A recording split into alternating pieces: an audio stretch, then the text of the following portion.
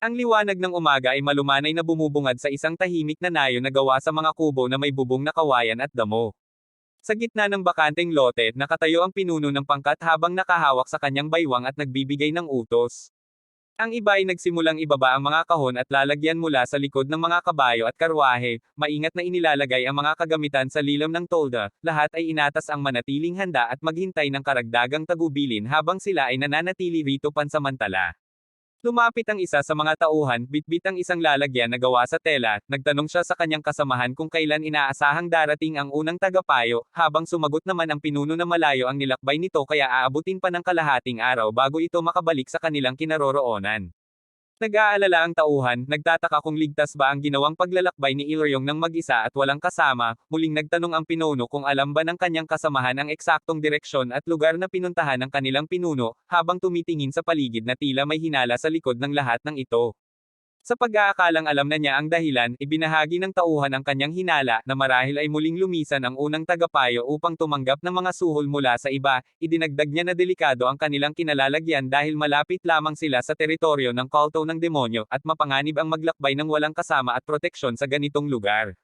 Mabilis na pinigilan ng pinuno ang kanyang sasabihin at mahigpit na binalaan siyang mag-ingat sa kanyang mga binibigkas, dahil delikadong mapakinggan ito ng iba, agad na napagtanto ng tauhan ang kanyang pagkakamali at humingi ng paumanhin habang ibinaba ang kanyang tingin dahil sa takot na baka magdulot ito ng gulo sa kanilang pangkat. Pagkatapos ng sandaling katahimikan, ipinaliwanag ng pinuno sa kanila na ang tunay na dahilan ng paglisan ay upang magbigay galang at dumalaw sa libingan ng kanyang yumaong ina, binigyang diin niya na ito ang kwentong dapat nilang sabihin kung sakaling tanungin sila ng alyansa kung bakit sila nanatili sa Jiangxi at hindi tumuloy sa nakatakdang paglalakbay. Tinanggap ng tauhan ang paliwanag at tango bilang pagsang-ayon sa utos, habang ang iba ay umupo upang magpahinga at magayos ng mga gamit, ang pinuno ay nagunat ng katawan upang maibsan ang pagod mula sa mahabang paglalakbay, ipinapaalala pa na ang kapakanan nilang lahat ay nakadepende sa kaligtasan at posisyon ng unang tagapayo sa samahan. Muling nagbabala ang pinuno sa bawat isa na huwag ipagkalat ang anumang tsismis at ibang kwento tungkol sa kanilang pinuno, binigyang diin niya na kung magkaroon ng anumang masamang mangyari at kapahamakan sa unang tagapayo, ito ay magiging mabigat na suliranin at magdudulot din ng panganib para sa bawat kasapi ng kanilang pangkat. Biglang itinuro ng tauhan ang isang bagay sa di kalayuan at nagtanong kung ano iyon na kanilang nakikita, agad siyang pinutol ng pinuno at pinagbabawalang baguhin ang paksa, muling nagtanong kung tiyak na naintindihan at sinunod niya ang lahat ng mga paalala at utos na ibinigay sa kanya upang maiwasan ang anumang gulo at panganib na maaaring dumating. Biglang nahadyap ng paningin ng tauhan ang kakaibang galaw sa gawain ng kagubatan na nasa di kalayuan, itinuro niya ito sa kanyang kasamahan at binigyang pansin na may hindi karaniwang nangyayari sa pagitan ng matatayog na puno, dahil tila gumagalaw ang hangin at nababago ang hugis ng mga sanga na parang may malakas na puwersang nagmumula roon. Naguluhan ang kanilang pinuno at nagtanong kung ano ang nakikita niyang kakaiba rito, habang ang iba naman ay nakatitig din sa direksyong itinuro, puno ng pagtataka at kaba sa kanilang mga mukha, bago pa man makabuo ng sagot ang tauhan, biglang kumulog ang lupa at lumabas ang tunog ng pagkabasag ng kahoy mula sa gubat. Sa isang iglap, nagkahiwalay ang mga puno at nabasag ang mga sanga habang lumilipad palabas ang isang figure mula sa gitna ng kagubatan, buong gulat nilang nakita na winasak nito ang daanan gamit ang matinding lakas, habang ang lahat ng bagay na hamarang ay nagkapira-piraso at nagkalat sa paligid. Ang lalaking lumitaw ay si Sorayang na may matinding galit sa kanyang mukha, ang kanyang mga mata ay nanlilisik at nakatuon sa direksyon ng pangkat. Mahigpit niyang hinawakan ang hawakan ng kanyang sandata habang ang hangin ay umikot at pumasok sa paligid nito na tila nagbibigay ng lakas sa kanyang gagawing pag-atake. Tumalon siya ng mataas sa ere, nahulog ang kanyang sombrero habang tinutungo ang kinaroroonan ng mga tauhan, ang bawat paggalaw ay lumilikha ng malakas na alon na umabot hanggang sa lupa, habang sila ay nakatayo lamang na hindi makagalaw sa takot at pagkamangha sa bilis at lakas nito. Habang lumalapit siya, ang kanyang tingin ay hindi umaalis sa mga sa tao sa ibaba. Sa sandaling tumama ang kanyang sandata sa lupa, isang matinding pagsabog ang lumikha ng alikabok at liwanag na kulay pula at puti. Agad niyang hinuli sa leeg ang kanilang pinuno na napilitang sumuko dahil sa bigat ng kanyang hawak, habang nanginginig at hirap huminga, inulit lamang nito ang ibinigay na utos na ang unang tagapayo ay dumalaw lamang sa libingan ng kanyang ina, kahit naramdam na niya ang banta ng kamatayan. Sa galit na hindi mapigilan, pinagbantaan siya ni Sorayang na tapusin na ang mga palusot at sabihin ang tunay na dahilan kung bakit narito sila at kung nasaan ang kanilang pinuno. Sa kabila ng banta, patuloy pa ring iginiit ng pinuno na sinasabi lamang niya ang katotohanan, habang unti-unting humihina ang kanyang boses dahil sa kawalan ng hangin. Nakatayo ng matatag si Sorayang habang nakatingin sa mga nakahandusay na tauhan sa lupa, labis siyang naghihinala na kakaiba at kaina-hinala ang ginawang paglalakbay ng unang tagapayo ng matuwid at makalangit na alyansa ng walang kasama at bantay, at ito ay sapat na upang mapagtanto na may itinatagong katotohanan sa likod ng lahat. Mahigpit niyang hinawakan ang hawakan ng kanyang sandata habang dumadaloy ang liwanag at enerhiya mula rito, yamang naroon na siya sa lugar, napagpasyahan niyang huwag nang magsayang ng pagkakataon at gawin na ang kanyang matagal nang inaasam na layunin bago pa man siya lumisan mula rito. Puno ng puot ang kanyang mukha habang nagniningning ang kanyang mga mata, buo ang kanyang pasya na tapusin na ang buhay ni Jung Il-ryong, ang taong matagal na niyang itinuturing na kaaway, bago pa man ito makagawa ng anumang masama at makalayo pa ng malayo. Kung hindi man ito magawa ng lubusan, napag-isipan niyang sa pinakamababa ay paputulan na lamang nito ang isang binti ng kanyang kaaway, ang bawat pag-iisip niya tungkol sa taong ito ay nagbabalik ng masakit na alaala mula sa kanyang nakaraan. Mapait niyang ngumisi habang mahigpit na nakakuyom ang kanyang mga ngipin, ang alaala ng pagkaputol ng kanyang kanang binti noong nakaraang buhay ay muling nabubuhay at sumasakit tuwing naiisip niya ang pangalan at mukha ng taong naging dahilan nito. Sa isang mabilis at matapang na talon, lumipad siya palayo habang sumisigaw ng paghamon, nangangako siya na susundan at hahanapin niya ito kahit saan man magtungo, at sisiguraduhin niyang darating siya upang magbigay ng hustisya at wakasan ang buhay ng kanyang mortal na kaaway. Sa ibang bahagi ng digmaan, nakakalat sa lupa ang mga katawan ng mga mandirigma mula sa alyansa, nagsalita si Liang at ipinaalala na matalino ang naging desisyon nilang pumanig sa kanya kaysa manatili sa serbisyo ng kuta ng bakal na dugo. Sumagot si Il-ryong na walang sino man ang pipiliing manatili sa panig na palaging minamaliit at nagtatrato sa kanila ng masama, sinabi niyang natural lamang na kumampi sila sa mga taong marunong magbigay ng paggalang at maayos na pagtrato sa kanilang mga tauhan. Lumingon si Il-ryong at nagtanong tungkol sa kalagayan ng kanang pangulo, sumagot si Liang na malaki ang naitulong ng mga gamot na ibinigay nila kaya't inaasahang malapit na itong ganap na gumaling at muling makakilos ng maayos. Pagkatapos ay nagtanong si Liang tungkol sa isang bagay na natanggap nila mula rito, tinukoy ito ni Il-ryong bilang ang Jade of Calamity, isang bagay na kilala bilang makapangyarihan at puno ng lihim na kapangyarihan, na ngayon ay nasa kanilang pag-aari.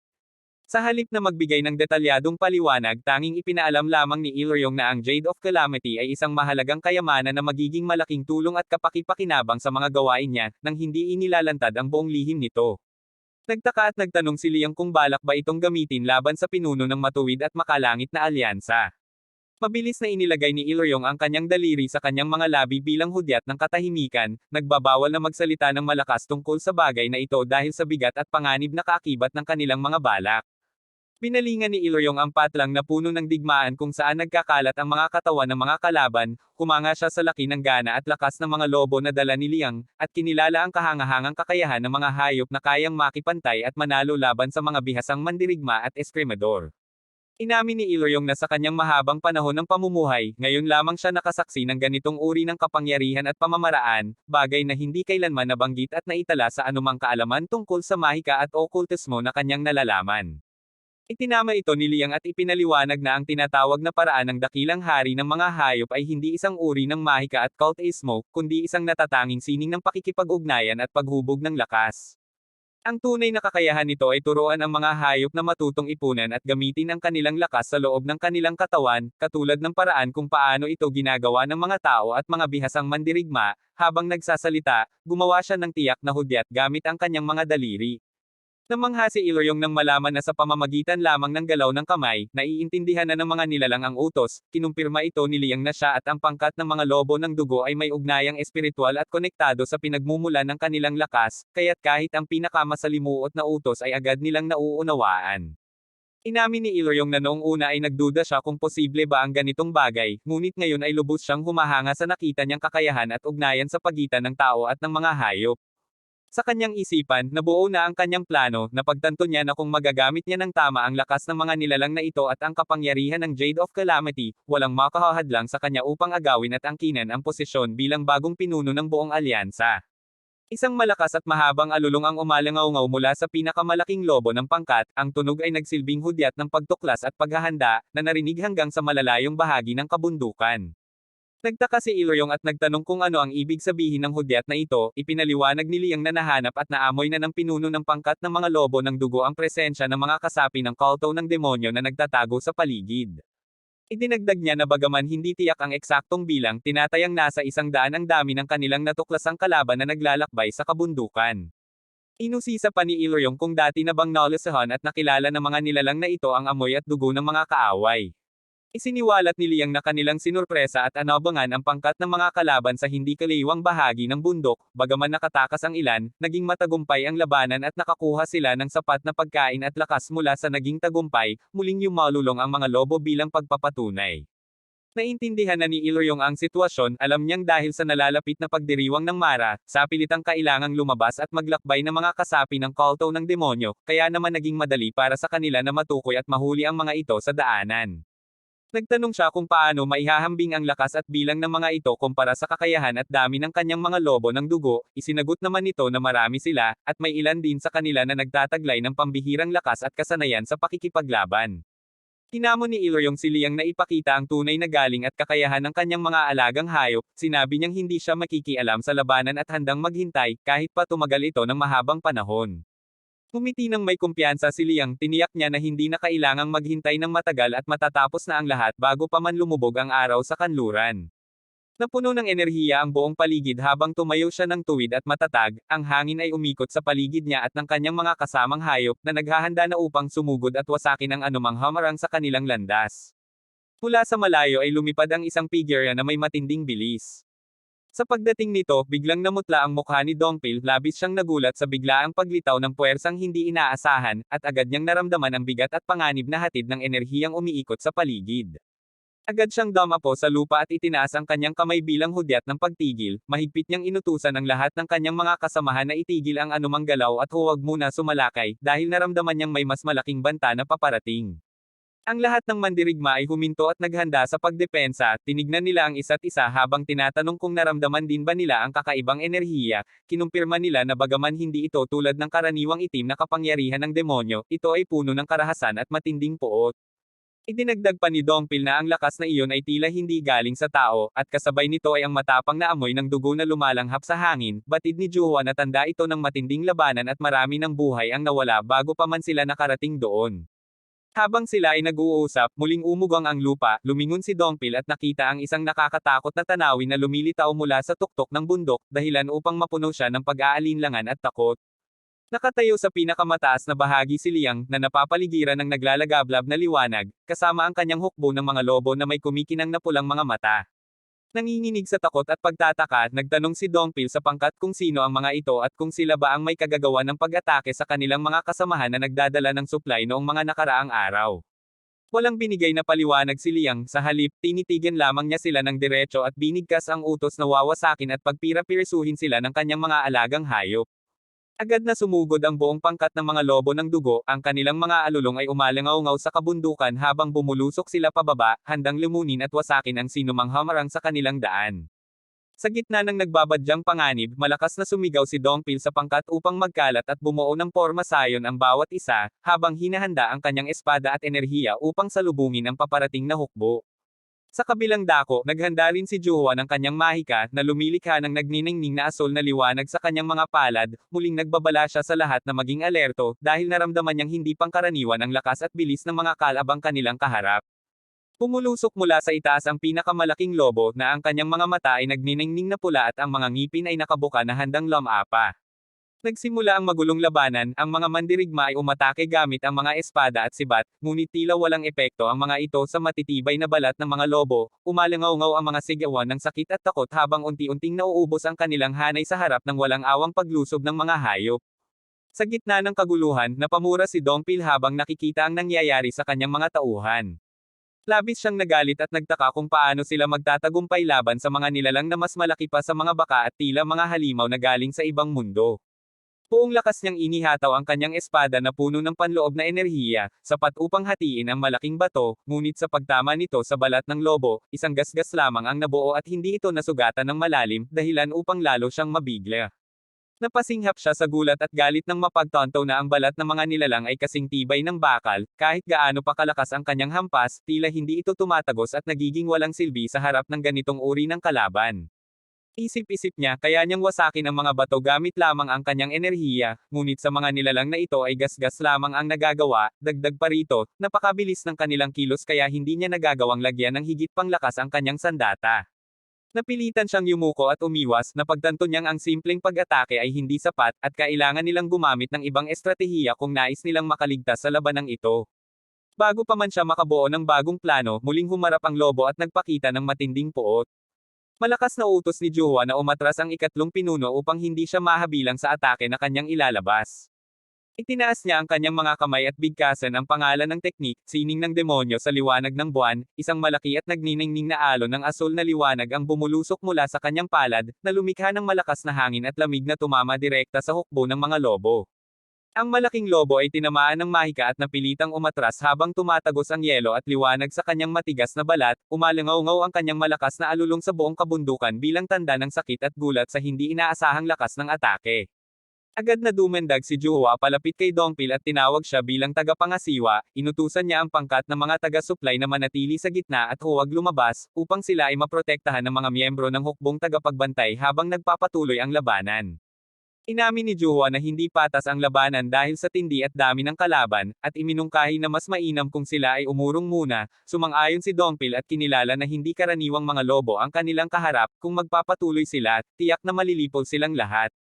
Habang nag-uusap sila, patuloy ang madugong labanan sa paligid, ang mga mandirigma ay tumalon at umatake, subalit ang mga lobo ay nananatiling matatag at patuloy na sumasalakay ng walang takot at pag-aalinlangan, muling nagbigay ng utos sa Juhwa na ang tungkulin ng hukbong tagapagbantay ay protektahan ang mga taga-suplay laban sa mga nilalang, upang matiyak na ligtas ang mga mahahalagang kagamitan at tao sa gitna ng kaguluhan. May kakaibang kislap na tumakip sa kanyang mga mata habang bumubuo siya ng bagong estratehiya.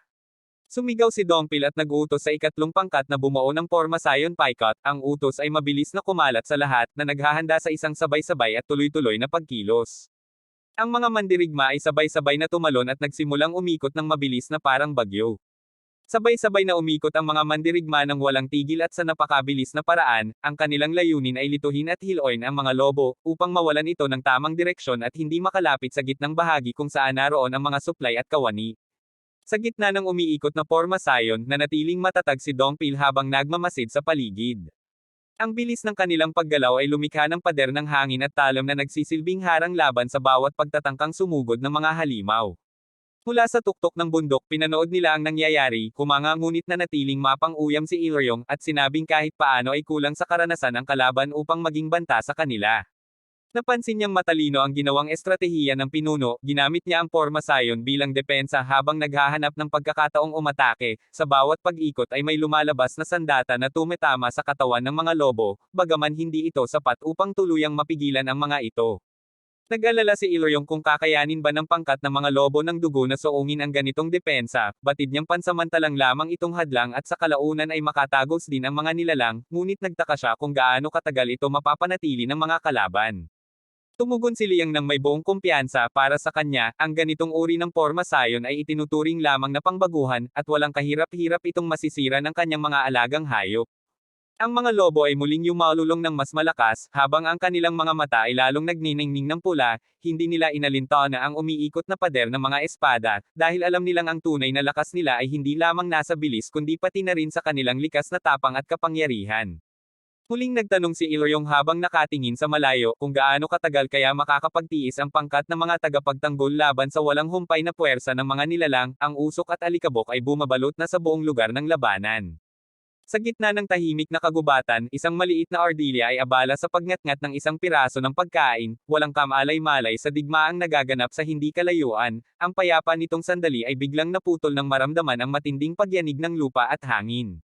Napatingala ito nang biglang dumaan ang malakas na agos ng hangin na nagpatalsik ng mga dahon at lupa palayo. Sa isang iglap, ang maliit na nilalang ay tinangay ng lakas ng enerhiya na sumambulat mula sa direksyon ng labanan. Mula sa pagitan ng mga puno ay lumitaw si Sorayang, sa wakas ay natagpuan niya ang kanyang matagal nang hinahanap at tinawag ang pangalan ni Jung Ilryong na puno ng puot. Sa kabilang dako, habang nagpapatuloy ang labanan, napansin ni Liang ang ginawang diskarte ng kalaban. Kinilala niyang matalino ang pagbuo ng Forma Sion upang sabay na makapagtanggol at makapag-atake, bagaman nanatili siyang kumpiyansa na hindi ito sapat upang talunin ang kanyang hukbo. Muling nagpakawala si Juhwa ng malakas na mahika na hugis alon ng yelo at liwanag, ngunit laking gulat niya nang makitang nakakaiwas at nahuhulaan na ng mga lobo ang bawat galaw at atake niya. Hindi siya makapaniwala sa kanyang nakikita, napagtanto niyang ang mga nilalang ay may kakaibang kakayahang basahin ang intensyon at galaw ng kalaban, isang bagay na hindi pa niya nakaharap sa buong buhay niya. Agad na tumalon si Dongpil palapit sa kanya habang sumisigaw ng babala, nabatid niyang lalong nagiging mapanganib ang sitwasyon at kailangan nilang umatras bago pa man sila tuluyang mapaligiran at malipol. Sa gitna ng matinding bigat ng kalooban, buong lakas na inilambat ni Dongpil ang kanyang espada habang isinisigaw ang pangalan ng teknik, pagbabalik sa kalangitan. Isang nagniningning na hugis buwan na liwanag ang bumulusok mula rito, na humawi sa lupa at humampas ng malakas sa pangkat ng mga lobo.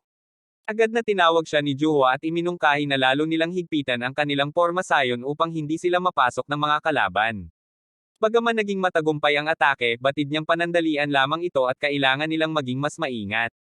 Humanga si Juhwa sa lakas ng enerhiyang lumabas mula sa espada, ngunit agad ding napansin ang pagod na bakas sa mukha ng pinuno. Napaluhod si Dongpil habang nakasandal sa hawakan ng kanyang espada, tumalsik ang dugo mula sa kanyang bibig dahil sa matinding bigat na naramdaman niya, ang ginamit niyang lakas kanina ay labis na umubos ng kanyang panloob na enerhiya, kaya't hirap na hirap siyang panatilihin ang kanyang tindig habang unti-unting kumukupas ang kanyang lakas. Bumubuhos ang pawis sa kanyang noo, ang demonyong enerhiya na dumadaloy sa kanyang katawan ay naging magulo at hindi mapigilan, na nagdulot ng kaguluhan sa kanyang katawan. Sa kanyang isipan, naglalaro ang matinding pag-aalala, nakikita niya kung paano unti-unting nauubos ang lakas ng bawat kasama nila sa labanan, ang simpleng pagtatanggol lamang ay hindi na sapat upang harapin ang walang humpay na pag-atake ng mga kaaway, alam niyang kung mananatili sila sa kasalukuyang pormasayon, lahat sila ay mapapahamak sa lalong madaling panahon.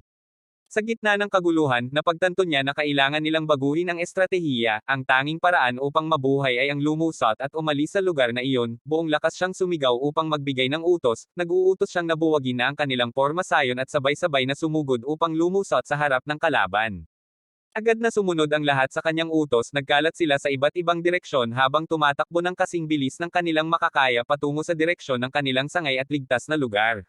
Sa isang mataas na pwesto, tahimik na nagmamasid ang dalawa habang pinapanood ang pangyayari, bahagyang umiling si Ilryong dahil para sa kanya, ang pagtakas ay isang nakakabagot at mahinang uri ng desisyon. Lumingon siya sa kay Ilryong at nagtanong si Ilryong kung ano ang susunod nilang hakbang, inamin niya na ang grupo ng mga kalaban ay mas mahusay lumaban kaysa sa inaasahan nila, maging ang kanilang mga alagang lobo ay nagtamo rin ng malalaking pinsala at pagkalugi sa labanan, na hindi nila inaasahang mangyayari. Sa ibang bahagi ng labanan, patuloy na nakikipagbuno ang iba pang kasapi ng grupong tumatakas, kahit sila ay sugatan, pagod, at ubos na ang lakas, nananatili silang matatag dahil alam nilang sila ay mga miyembro ng sekta ng demonyo, isang pangalan na nagdadala ng takot at respeto, walang sinuman sa kanila ang magpapabaya at susuko ng basta-basta. Seryoso ang mukha ni Ilryong habang nakatuon ang tingin kay Liang, nilinaw niya na hindi nila maaaring hayaang makabalik pa ang mga ito sa kanilang kuta, kung magagawang makabalik ng mga kalaban, magdudulot ito ng matitinding kahihinatnan at panganib para sa kanilang samahan sa hinaharap. Habang humahampas ng espada si Dongpil upang tumabas ng isa pang lobo, muling bumaling si Ilryong kay Liang, nagtanong siya kung handa na ba silang ipakita ang tunay na antas ng kanilang kapangyarihan upang tuluyang wakasan ang labanan, o hahayaan na lamang nilang makalayo ang mga ito bago pa man lumala ang sitwasyon. Nakatuon ang matalas na tingin ni Ilryong habang kinikilala ang tunay na pagkakakilanlan ng kanyang kaharap, ang kilalang tagapagmana at kinatatakutang lakas mula sa palasyo ng mabangis na hayop sa timog. Buong puwersang bumulusok siya mula sa matarik na bundok na tila kidlat na bumabagsak mula sa kalangitan.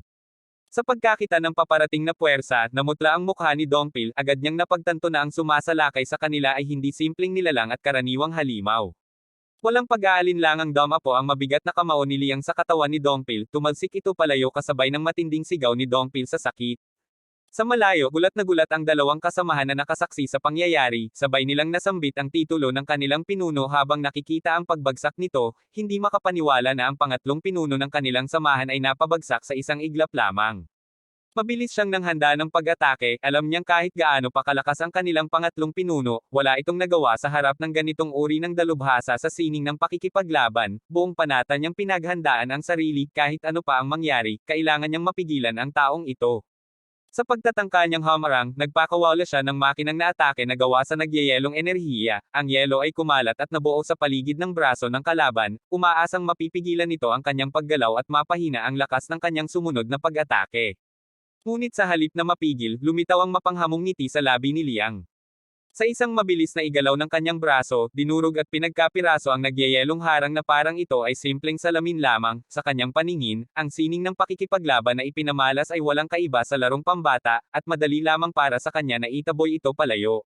Nagulat si Juhua habang nakikita ang ganap na pagkabigo ng kanyang ginamit na lakas, hindi siya makapaniwala na ang sining ng pakikipaglaban na inihasa niya ng mahabang panahon ay nasira at napawalang saysay ng ganoon lang kadali ng kanyang kaharap. Walang awa niyang inaatake si Juhwa na nagdulot ng matinding sakit, walang puwang para sa awa sa kanyang mga mata, dahil para sa kanya, ito ay bahagi lamang ng kabayaran sa pagtatangkang hamarang sa kanyang landas. Mula sa mataas na pwesto, dahan-daang umiling si Ilyong habang pinagmamasdan ang pangyayari, malinaw sa kanya na wala talagang katapat ang kakayahan ng babae laban sa tagapagmana ng palasyo ng mabangis na hayop. Hinawakan ni Liang ang buhok ni Juhwa at itinaas ito ng bahagya, kinilala niya ang mabilis na reaksyon nito, kung saan nagawa pa nitong ibaluktot ang katawan upang hindi matamaan ang pinakamahalagang bahagi ng katawan, ngunit kahit gaano pa kaganda ang naging tugon, wala pa rin itong halaga sa harap ng kanyang tunay na lakas. Pinalingan niya ang natitirang mga kasamahan ni Juhwa na puno ng takot at pangamba ang mga mukha, nagbigay siya ng babala na puno ng banta, kung ayaw nilang masaksihan ang pagkamatay ng kanilang pinuno ng buhay sa harapan nila, huwag na huwag nilang susubukang umalis at tumakas mula sa lugar na iyon. Nakatayo siya ng buong pagmamalaki habang nakaluhod at walang lakas na nakahawak sa kanyang kamay si Juhwa, umugang ang kanyang tawa na puno ng panghamon, na nagpapaalala sa kanila na sa sandaling ito, hawak niya ang buong kapangyarihan at buhay ng bawat isa sa kanila. Itinaas niya ang kanyang kamao bilang hudyat, at agad na tumigil ang puwersa ng pangkat ng lobo na dugo.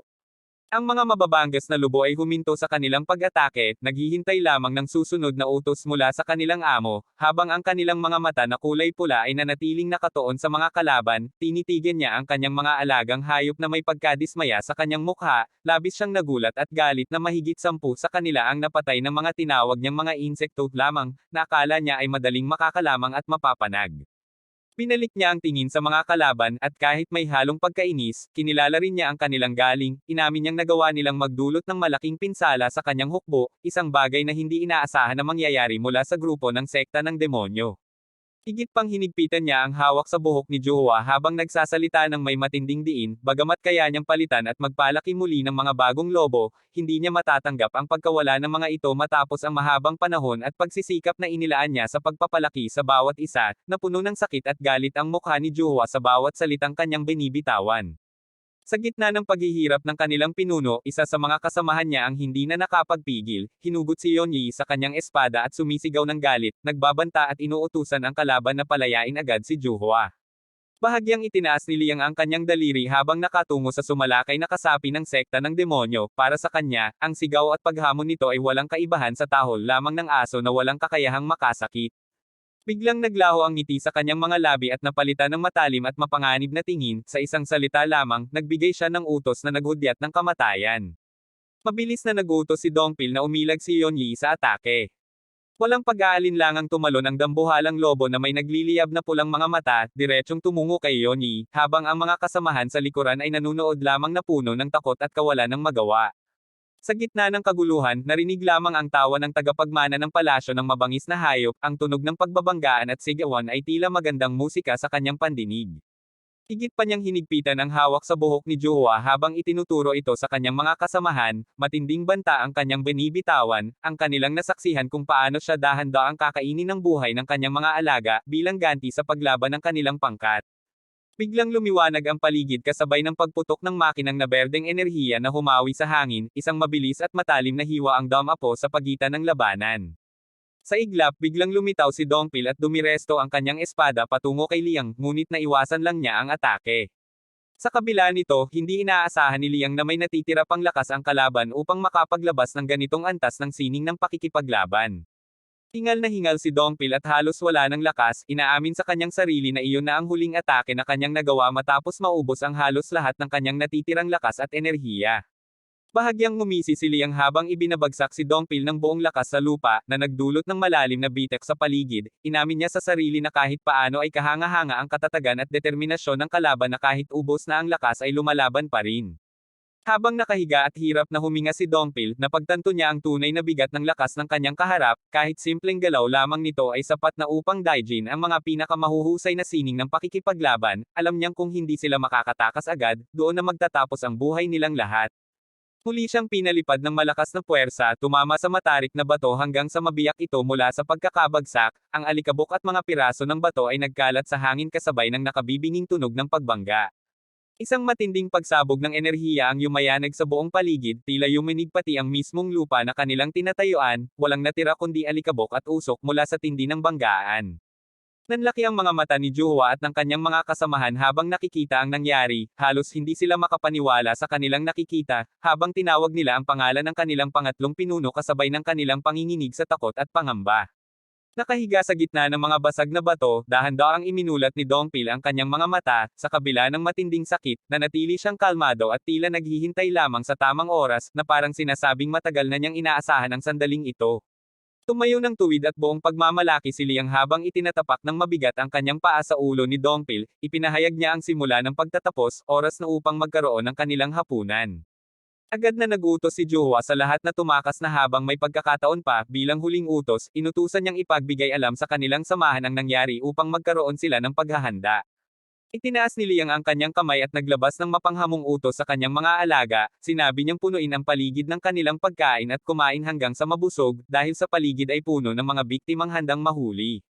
Sa hudyat na iyon, sabay-sabay na umungal ang mga lobo na may nagliliyab na pulang mga mata, ang kanilang mga tunog ay puno ng uhaw sa dugo at kagustuhang sumunod sa utos ng kanilang amo, handang sumalakay sa sinumang susubok na umalis. Mula sa matatarik na bato sa paligid, unti-unting lumitaw ang iba pang mababangges na nilalang, mga tigre, oso, at iba pang hayop na tinawag at pinagsama ni Liang, ang lahat ay nakatuon ang kanilang mga mata sa pangkat ng sekta ng demonyo, na ngayon ay napapaligiran na ng panganib mula sa bawat direksyon. Nabuo ang isang siksik ang bilog sa paligid ng mga mandirigma, libu-libong pulang mata ang nakatitig sa kanila habang dahan-daang lumalapit ang mga lobo at iba pang hayop, walang takot na inihayag ni Liang na ang kanilang mga katawan ay mapupunit-punit lamang at mamamatay sila sa matinding paghihirap na hindi nila inaasahan. Mula sa itaas, bahagyang ngumiti si Ilyong habang pinagmamasdan ang pangyayari, para sa kanya, ito ay isang kawili-wiling tanawin, na ang mga tinuturing na halimaw mula sa sekta ng demonyo ay ngayon ay nagiging alipin at biktima ng mga tunay na mababangges na nilalang ng kalikasan. Nakatayo siya sa tuktok ng bato habang nagmumuni-muni tungkol sa tunay na kalikasan ng daigdig ng pakikipagsapalaran, ang mga kwento ng kabutihan at katarungan ay pawang mga ilusyon lamang, tulad ng mga mandirigmang tumutulong sa naaapi at pagkakaibigang nabubuo sa gitna ng inuman. Ngunit sa likod ng mga kwentong iyon ay nakatago ang tunay na mukha ng mundo, habang nagaganap ang madugong labanan sa ibaba, nilinaw niya na iisa lamang ang batas na umiiral, ang tanging matataguyod ay ang mga malalakas, ito ang prinsipyong laging inuulit ng mga kasapi ng sekta, kumain at makain, ang simpleng alituntunin ng lahat ng nilalang. Idinagdag pa niya na sa huli, ang mga tao ay walang kaibahan sa mga hayop, sa paghahangad na umabot sa tuktok, gumagamit sila ng dahas at panlilinlang, pumapatay at pinapatay, sa mundong ito, ang konsepto ng moralidad at kabutihan ay walang halaga. Nanlilisik ang kanyang mga mata habang nagtatanong kung hindi ba't ang mismong dahilan ng kanilang pag-iral ay ang walang humpay na paglalaban at pag-akyat patungo sa pinakamataas na pwesto. Sa gitna ng gulo, nagawa pa ring magbitiw ng mura ni Dongpil habang pilit na umaahon mula sa lupa, ngunit walang bahid ng pagkabahala sa mukha ni Liang, at tinawanan pa nito ang kanyang pagsisikap, bagaman alam niyang ito ay walang saysay. Tiyak niyang katulad ng iba niyang mga kasamahan, ang lalaking ito ay darating din sa kanyang wakas, walang makakaligtas sa bilog na nabuo ng kanyang mga alaga at sa kapangyarihan ng palasyo ng mabangis na hayop. Napuno ng takot at pag-aalala ang mukha ni Dongpil habang ibinubulong ang titulo ng kanyang pinuno, sa kabila ng natitirang lakas at pag-asa, unti-unting nabubura ang kanyang paniniwala na makakaligtas pa sila sa araw na ito. Sa gitna ng magulong labanan at walang humpay na pag-atake ng mga mababanggas na hayop, puno ng pag-aalala ang isipan ni Juhwa, habang ginagamit ang kanyang lakas upang harangan ang bawat paglusob, nagtatanong siya sa sarili kung paano niya mailigtas ang natitirang mga kasamahan at matutupad pa rin ang kanyang tungkulin sa kabila ng tila impyernong sitwasyong kanilang kinalalagyan. Puno ng pawis at pagod ang kanyang mukha, sa bawat sandali, pilit niyang hinahanap ang anumang puwang at paraan upang makalaya mula sa bilog ng kamatayan, dahil alam niyang kung magtatagal pa sila roon, walang sino man ang makakaligtas. Habang papalapit ang isang higanteng lobo, pinilit niyang mag-isip ng mas mabilis pa sa dati. Naniniwala siyang mayroon pa ring paraan upang makatakas at labanan ang kapalaran, at buong pagsusumikap na iniuutos sa sarili na hindi siya mamamatay sa ganitong paraan lamang. Sa huling sandali bago siya matamaan, biglang nalang naputol ang ulo ng dambuhalang nilalang na parang tinamaan ng di nakikitang puwersa. Lumitaw sa ere ang isang dambuhalang espada na umiikot habang nagbubuga ng puting enerhiya, na nag-iwan ng mga bilog na alon sa hangin. Kasabay nitong may mabilis na tumalon ng malakas sa lupa. Mula sa ulap ng alikabok, lumitaw si Sorayang tumetalon paitaas habang mahigpit na hawak ang hawakan ng espada. Sa kanyang paglabas, sabay-sabay na nasambit ng mga nakasaksi ang kanyang titulo, ang ikatlong batang Panginoon. Nanlaki ang mga mata ni Juhua habang nakikita ang pamilyar na anyo. Maging si Iloyong na nakamasid mula sa itaas ay hindi naiwasang magulat sa kabila ng kanyang paniniwalang tapos na ang lahat. Puno ng pagkamangha at pag-asa ang mukha ni Dongpil habang nakatingin sa muling paglitaw ng kanilang batang Panginoon. Sa gitna ng paglusob, walang bakas ng takot sa mukha ni Sorayang habang humahawi ng dambuhalang espada na nababalot ng nag-aapoy na pulang enerhiya. Bagaman napakarami ng mga kalabang hayop na pinalibutan sila, itinuring lamang niya itong isang abala at karagdagang gawain na kailangang tapusin. Sa isang malakas na indayog ng kanyang sandata, yumayanag ang lupa at nahahati ang hanay ng mga lobo, ang liwanag at lakas na lumalabas mula sa kanyang atake ay sapat upang durugan ang anumang hamarang sa kanyang daan, habang ang mga nilalang ay tumetakas at natatalo sa lakas ng kanyang kapangyarihan. Ngunit sabay-sabay na sumugod ang mga nilalang patungo kay Sorayang. Habang paligid na siya ng mga mababangas na nilalang, lalong tumapang ang kanyang kalooban, para sa kanya, mas mainam pa nga ito, dahil sabay-sabay silang sumalakay, mas madali niyang matatapos ang labanan sa isang iglap lamang. Umikot siya kasama ang kanyang espada, na lumikha ng pader ng nag-aapoy na enerhiya na tumaboy at pumutol sa mga katawan ng mga hayop na lumapit. Sa malayo, hindi makapaniwala ang tagapagmana ng palasyo ng mabangis na hayop sa kanyang nakikita, ang antas ng lakas at kasanayan na ipinapakita ng kaban ay iba sa nakasanayan niya, at napuno siya ng galit at pagtataka kung sino at ano ang tunay na kakayahan ng taong ito. Dahan-daang bumaba si Sorayang mula sa ere. Itinaas niya ang kanyang sandata habang nakatuon ang tingin kay Liang, malinaw ang kanyang layunin, dumating siya upang wakasan ang buhay ng isang tao lamang, ngunit tila napakarami pang hadlang at basura na kailangan munang alisin sa kanyang landas. Sa likuran niya, nakaupo sa gitna ng mga sugatan at pagod na kasapi, tahimik na bumuulong si Juhua ng Young Lord, sa kabila ng lahat ng pagsubok. Mariin at nanginginig pa rin ang katawan ni Dongpil habang pilit na umaahon mula sa lupa. Sa kabilang panig, bakas ang inis sa mukha ng tagapagmana ng palasyo ng mabangis na hayop, na pabuntong hininga siya dahil hindi niya inaasahan na tatagal pa ang labanan, at bagaman puno ng abala ang lahat, tinanggap na lamang niya na kailangang tapusin ang gawain kahit paano. Tinitigan siya ni Sorayang na may matalim na tingin, malinaw ang kanyang pasya, bago pa man siya umalis sa lugar na iyon, sisiguraduhin niyang siya mismo ang wawakas sa buhay ng kalaban na nasa harap niya.